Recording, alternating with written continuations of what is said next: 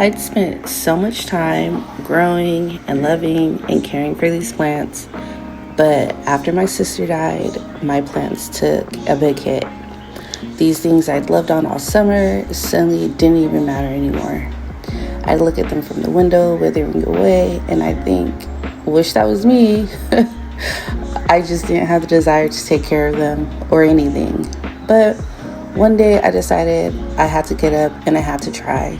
I had to make it through this because if I didn't, it was going to destroy me. So I went out to see if I could bring my gorgeous plants back to life, and to my surprise, a hummingbird showed up.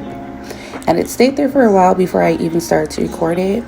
I was scared to move, scared I'd spook it, but it didn't go anywhere when I took out the camera. Maybe it was just a little gift sent to lift my spirits. All I know is that that tiny hummingbird made me feel like I was finally stepping into the right direction. It's been a struggle trying to get back into any kind of routine, plus losing our puppy just made everything feel heavier. But I've been throwing myself back into the things that I enjoy, like reading, doing things to keep my hands and my mind busy. I'm cooking real meals again, I'm baking, and trying to find a new flow. Basically trying to breathe life back into myself. So if my uploads or lives haven't been as frequent, that's why.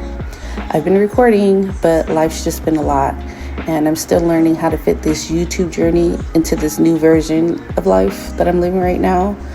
So for now, here's a few meals I've actually remembered to pull the camera out for, and I hope you enjoy.